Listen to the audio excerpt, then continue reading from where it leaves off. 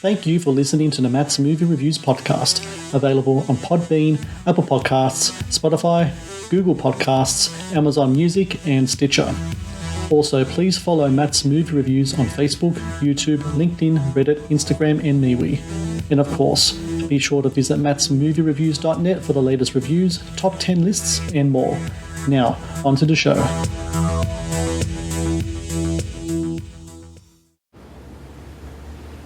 When he was a little boy, we used to play a game at the fabric shop in town. He'd go off and hide in all the big, tall rolls of fabric, and then I'd try and find him. He loved it. I loved it.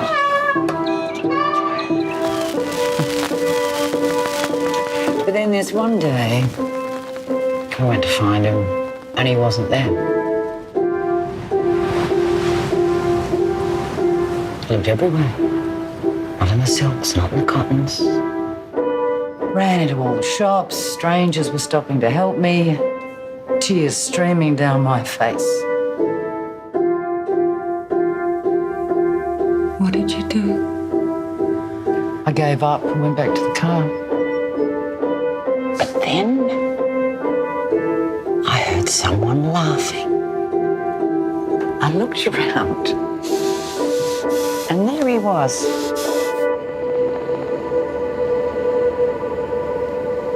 Lying on the floor of the back seat, looking up at me, laughing.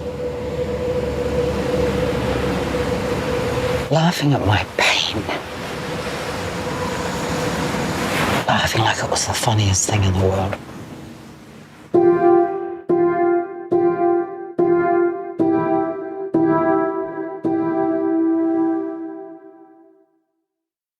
Hello and welcome to the Matt's Movie Reviews podcast. I am your host, Matthew Pejkovic, and this is episode number 374.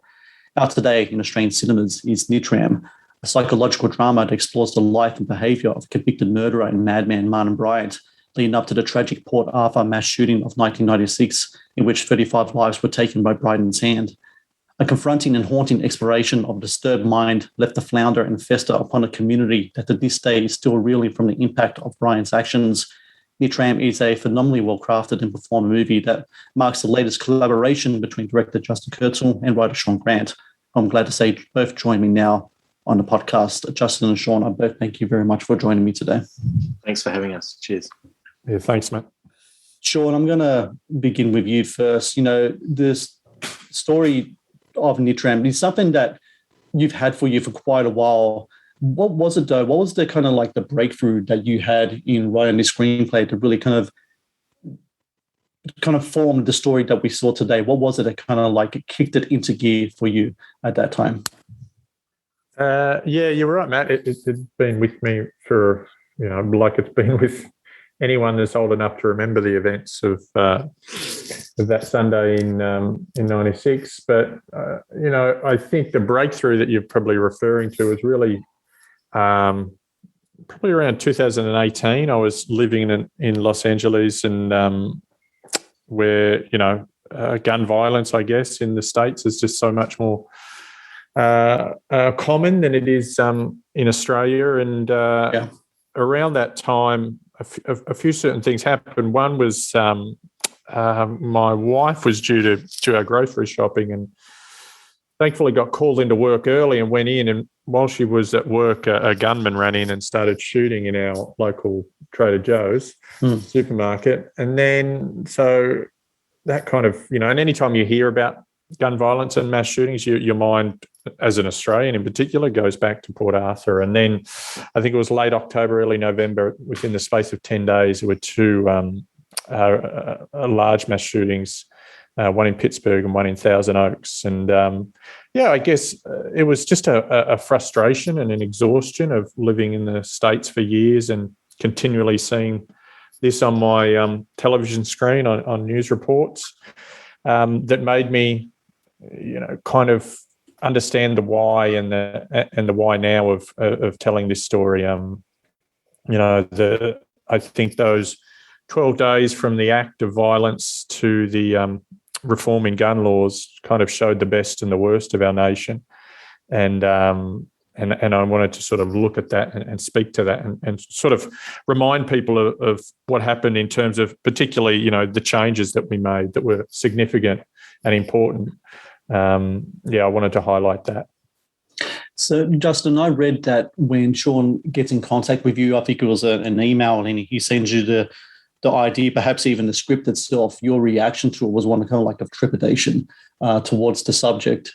It's interesting in Australian films, just the history of Australian films and even TV, we've explored the lives of, criminals and murderers. You got your choppers, even all the way back to 2011 when you guys worked on Snowtown.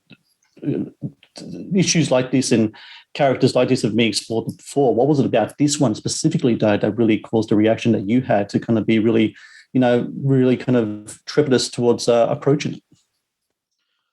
I think because it was seismic, I think that everyone knows where they were in 1996 on that day when they found out that this horrific event had occurred in Tasmania, in this place that, I live in now. It's just the most stunning place in the world and incredibly peaceful and amazing communities. And that community on the Tasman Peninsula, it's very intimate and everyone knows everyone and it's very peaceful. So I think just I think people sort of forget it. At the time, it was the worst single mass shooting that had ever occurred.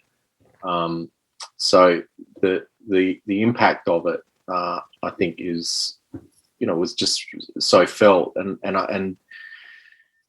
I'm sure it's the reason why that gun reform happened in 12 days. I mean, it was extraordinary what sort of occurred in just a matter of days in regards to that legislation. So I think it was a seismic event. Its shadow has been, very dark and very broad, and coming back and forth over the last sort of 25 years, having lived here for the last 4 years, it's still incredibly uncomfortable to talk about. It's when Shaun sent me the script, I had all those feelings, as I started reading the first page of, I just don't know whether I can do this. I don't know whether I can sort of, having lived here and sort of been around this place for so long, I'm not sure whether I can direct this. But as I read it, I really, really understood and could see in a very, very powerful way why Shaun was writing the screenplay. And I guess there was a particular scene in the film, which is when Nitram walks into a gun store. Mm-hmm.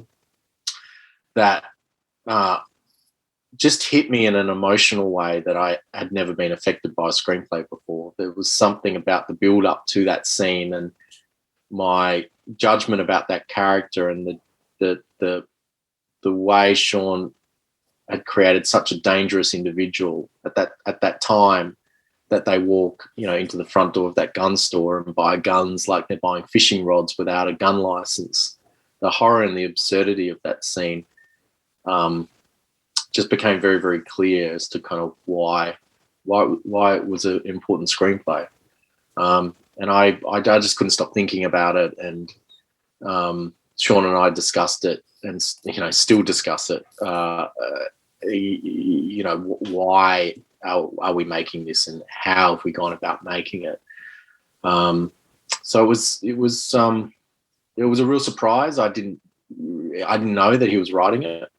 And I think he was apprehensive about me reading it, living in Tassie for the last kind of 3 or 4 years. So, but there was something so compelling in what he'd written, and the message there seemed sort of so clear. And I felt something emotionally about gun reform that, probably was very different from any discussion or conversation or article about gun reform. There was something about the way he constructed that story that just spoke so directly at how important gun reform is. And that scene that you were referring to regards to the gun shop, I mean, there have been scenes in movies before regards to people purchasing guns or surrounded by guns. You think about Taxi Driver, that scene where Travis Bickle buys those guns in the hotel, to something that's video gamey, to use a made-up word, as something as The Matrix, when you just have these characters surrounded by walls and walls of guns. When that scene comes across in the script, Justin, do you have an idea at that time of how you want to frame it? Because it's interesting how you kind of have the character kind of almost like a fisheye, a bird's eye kind of thing, kind of almost like looking down, descending down upon the characters in this store, and you're seeing just all of those guns just all around it. I'd imagine that constructing that scene visually wise, it would have been something that you were thought of quite a bit as soon as you read that scene. Yeah, well, visually the scene's saying to you, this is sort of madness that these guns exist in Australia at that time.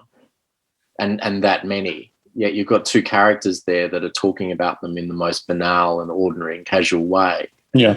And they're able to sort of purchase them in the most relaxed way. And, Shaun wrote it like that. That's what came across on the page, was the absolute. And I think it was also kind of just the series of scenes leading up to that particular scene, the way you sort of felt about Nitram, the danger you felt, you were looking at a person that was making some really horrific choices leading up to that, and it was terrifying that they're able to just walk in, and it really did. To me, it read like he was walking into a sports store and buying fishing rods. And that's what I found so horrific, was just the kind of ordinariness of it and the relaxed attitude of it. That's what I thought was sort of so telling about the screenplay. It felt familiar and it felt recognisable, and I remember when Shaun, when we were sort of working on Snowtown, what the most powerful kind of moments and scenes in that film and screenplay were was how some of the violence was just happening in every day. Some of the planning sort of, brutal violence was just sort of occurring at a kitchen table in the middle of the day while the TV was on.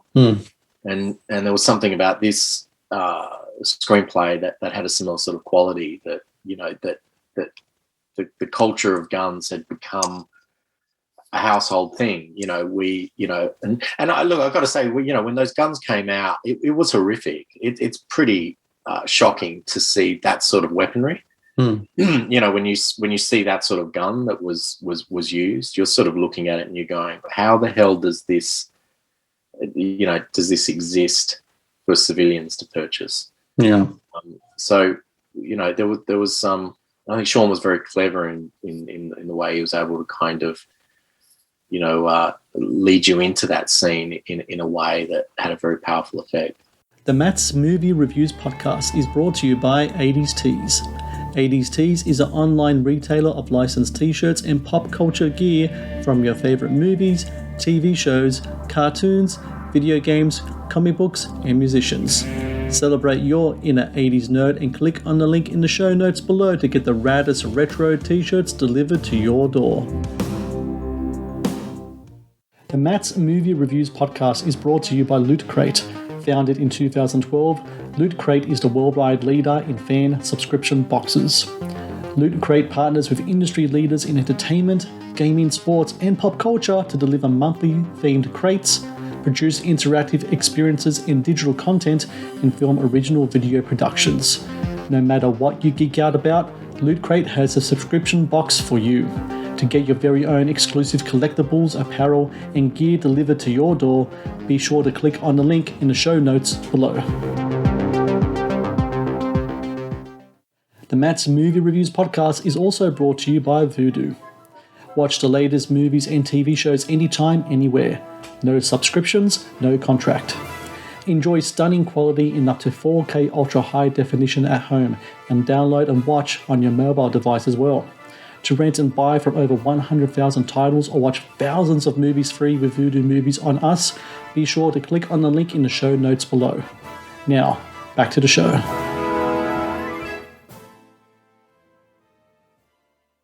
Shaun, I think something that really struck me, or something I had in my notes when I watch a movie, is just how intensely intimate this movie feels. I'm sure that when you're starting to write this and you're framing this and you're getting into the character of Nitram, that a lot of research would have went into the man himself that Nitram is based upon. How much? Well, what I think I'm trying to say is, when you start diving into the whole kind of like who Martin Bryant was and the events that lead up to it, was there anything that kind of struck you as to who he was that really kind of surprised you that no one knew before? Because I didn't know anything about the whole relationship he had with Helen Mary Elizabeth Harvey, this kind of like this heiress that he somehow became friends with, and just, you know, the resources that he could get that could lead to him buying a whole kind of store full of guns and etc. I mean, that was just something that was mind-boggling to me. Was that something that really surprised you as well? Yeah, absolutely. I mean, you know, the research for me started probably more than 10 years ago, to be honest. You know, it was even before Snowtown. I'd sort of delved into this story because obviously I remember that time so vividly, and I found it kind of as Justin said, a seismic moment in Australian history. So I'd sort of delved into it for best part of a decade, and yeah, in those early times of you know, going way back now, of reading about it, it was that relationship that I found so curious. That sort of Grey Gardens type character that he came into contact with was the last person I thought the perpetrator ever would have spent time with. But then it was also the relationship with his parents I found quite relatable, in knowing, you know, family members and friends who have exceptionally challenging children that they need to deal with, and the toll that it takes on not only them as individuals but as a couple. There was also the element that interested me very early, in which you sort of see represented by the character that Sean Keenan plays. Jamie was this concept that on the day the perpetrator would refer to himself as Jamie. And that got me thinking about why would he do that, and who was Jamie, and what did that represent? And I think it was in that research that really bore out for me what I guess is at the heart of the film in lots of ways, which is this idea of identity. Yeah. Of a character trying to find his place in, you know, Australia in 1996, and trying to find his tribe. And, you know, for young men in this country and in probably all countries, that's such an important thing, you know, find your place in the world. And it was through that research of discovering, him referring to himself by this pseudonym that really made me think about who and why. And then you kind of see through the film, he, you know, be it surfing or travel, he tries to cling on to these communities or these worlds, and for whatever reason it doesn't work. And then the one that kind of does click, sadly for all involved, is the gun culture community. You know, even before a frame was shot on this movie, the reaction to a lot of people in etc. just been really kind of swift, and it was really kind of disappointing to me that in that was a lot of filmmakers are saying things as well, because that was really disappointing. I don't want to talk so much about that. I want to talk about how you two kind of take that on and kind of overcome that and continue on with the filming of the movie. Well, Justin, I'll begin with you, because we were talking before offline, and just how proud of both of you to just pressing on and doing this film, because I believe this film to be important. Because I think the one thing that's really messed up about this world these days is people don't want to talk, they don't want to communicate, they don't want to talk about things that might be pressing or hard to delve into. And I think it's important that movies like this are out there. Is that something that really kind of drove you to want to continue on despite all the obstacles coming your way in regards to the making of this film? Yeah, I think so. I mean, I think there's, look, I think Sean and I have a lot of respect and appreciate that there are those that don't think the film should be made, and especially those that were, you know, directly connected or not to, directly connected with that day. You know, we felt as though what I think what's important is that a conversation can be had. Yeah, a discussion can be had about difficult things, and whether we like it or not, that this is an extremely dark chapter in our history, and it is something that, we should be able to, an artist should be able to, have conversations about it in their work. In some sense, it's also been something very guiding to us. I think when it came out that we were making the film, which was hard. Our avenues in which to talk to victims of crime were really kind of blocked for us. Yeah. So we had to go about trying to be as open and transparent as possible, but at the same time not sort of feel as though we're forcing ourselves on anyone who doesn't want anything to do with the film. But what it did, we were halfway through filming Nitram in Geelong when suddenly there was pretty robust discussion about the film, about whether you can make films about certain subject matter. It definitely made Shaun and I and the team very focused on why we were doing it. Yeah. There was an interrogation that actually happened in the second part of the filming after that was pretty forensic from all of us in regards to what does this scene mean? Why are we shooting it? Where's the camera? What? There was something very, it's very, very, we're treading very gently through it all. So that I think it did something to the film. It really did sort of make us very aware and very forensic about what we were doing, and we were pretty hard on ourselves as well, about that.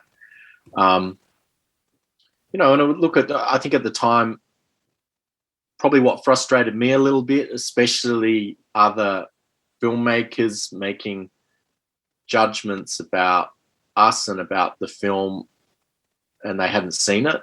I found that disappointing, but yes, I can understand the reaction, but I firmly believe that difficult stories need to be examined, and a lot of it tells us who we are and who we've been, but it also gives us a sense of who we are going to hopefully be in the future. That I think is really important, and artists do have an ability to be able to rub up against difficult things in a particular way, and find a discussion there that hopefully can shine a bit of a light in those pretty sort of dark shadows. I agree wholeheartedly, and I encourage everyone to watch Nitram. It is coming out in cinemas today. It's going to be showing in Stan later in the year, but I really encourage people to watch this in the cinema. This is a movie I think made for a big screen, made in the cinema. And on leaving, just what you were saying, Justin, this is a quote that came across from Martin Scorsese where he said, now more than ever, we need to talk to each other, to listen to each other, understand how we see the world, and cinema is the best medium for doing this. And I think it's really words that really describe what Nitram is, why it is here, and why you guys made it. And I think it's a really important movie, and the movie that you put together and the performances in it, I think, is important. And as I said off, I'm very proud of both of you to stick it to your guns and making this movie. It's a great film, and you've done great work here. And I just want to thank you both for your time today. And I hope that really people do have a conversation and watch this movie with open hearts and open minds, because it's worthy of it. So thank you for your time today. Thanks, Matt. Appreciate your support. Yeah, thanks, Matt. Thank you for watching the Matt's Movie Reviews channel. Please subscribe for more reviews, podcast interviews, and exclusive content. Also, if you would like to request a review and support my work, please join my Patreon via the link in the description below.